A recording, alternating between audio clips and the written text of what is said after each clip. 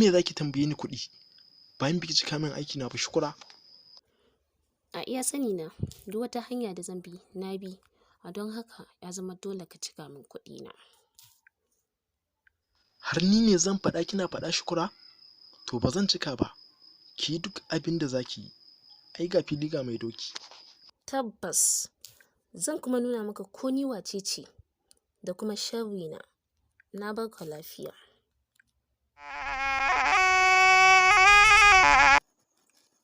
Yanzu me abin yi Hajiya Bilkisu?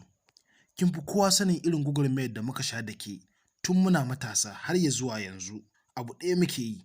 Sannan kuma kin fi kowa sanin mai martaba da iyalansa tsaye suke da addu'a da riƙon ibada. Haba yallaɓai, me abin tada jijiyoyin wuya idan ba abinka ba?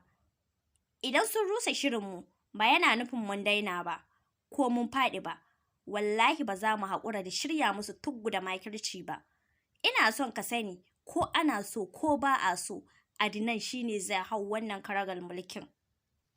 Babu shakka kuwa, ko da za a rasa mutanen da zan mulka a wannan ƙasar. Saboda haka, kowa ya kwantar da hankalin shi.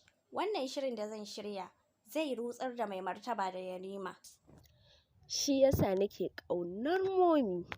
Dube ni da kyau ni da Adnana. Mun fi dacewa da mulkin ƙasar nan.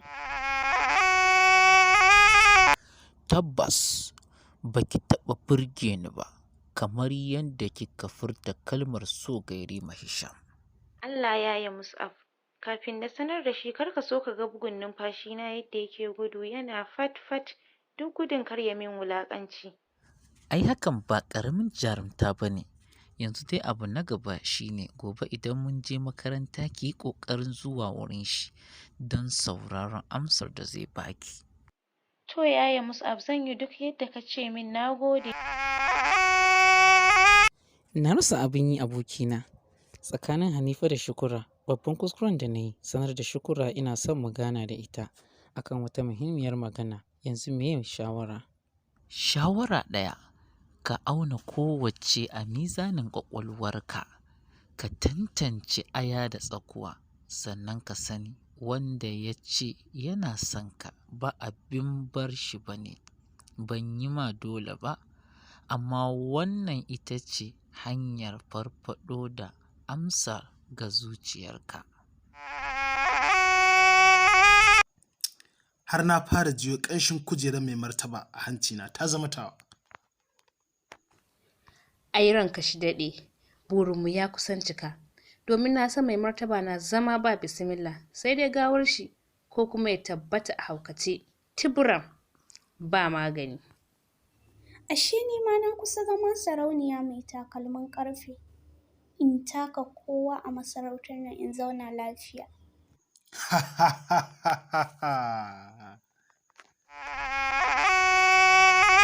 Ina cike da farin cikin sanar da ke amsar da ke birnin zuciyata a gare ki. Hakika tun ran da kika furta kalmar so a gare ni kika burge ni domin kin aikata sunna da kuma jarumta irin naki. Ba kasafai akan samu mace mutum a haka ba, saboda haka ni Yarima Hisham na zama masoyinki Hanifa, insha Allah. Wayyo Allah, da gaske Rima kana so na ko mafarki nake?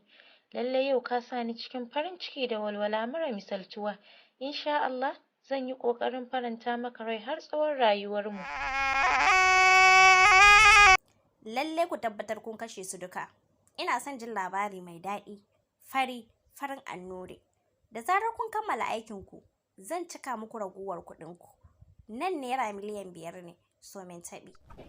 Ɗauki shi daɗi, in dai da makami, kowa kika sa mu kashe, za mu aika shi can inda ba a dawowa, kuma mu sha jininsa. Ina mai tabbatar miki, jibi da safe za ki ji labarin rasuwar mai martaba da Yarima Hisham, kin gane ko? Kawai kin gane ya Da kyau mugu, mai zuciyar mugaye, haka nake son ji kun gama da babinsu. Wai Adnan, ka ɗauka kai kaɗai ka iya wasa da rainin hankali? To ina so ka sani muddin baka cika min kuɗina ba nan da kwanaki 3, wallahi azim sai na tona maka asiri. ko ma menene zai faru ya daɗe bai faru. Ki dakata don Allah Shukura. Kin san bana wasa da wannan magana. Saboda haka nawa kike so?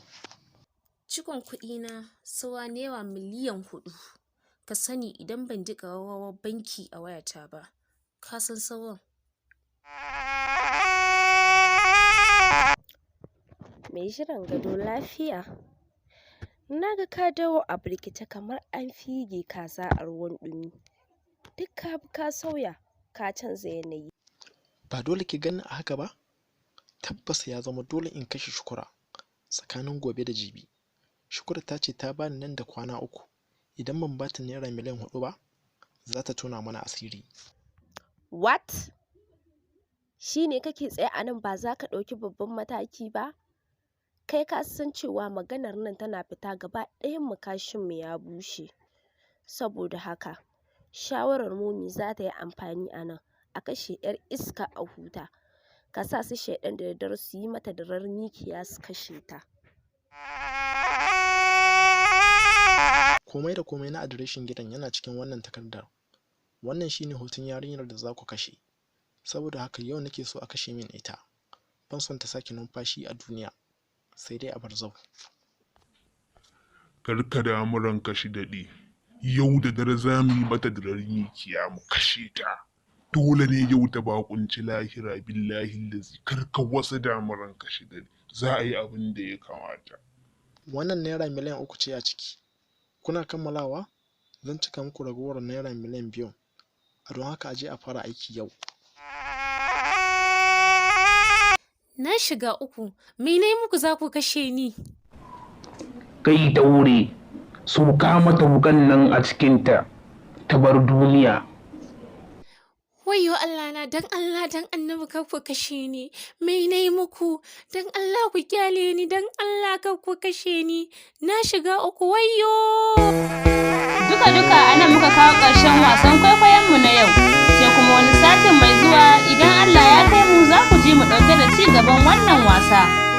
Waɗanda muka ji muryoyinsu a wannan wasa sun haɗa da Mai Martaba, Yarima Shahid, Hajiya Bilkisu, Limat Pinky, Hajiya Maryam, Anna Muhammad Suhana, Fulani, Zaishatul Humaira, Yarima Hisham, Yarima Shahid, Shukra, Jidda Washa, Hanifa, Fatima Kabir, Hidaya, Zainab Salisu, Madaki,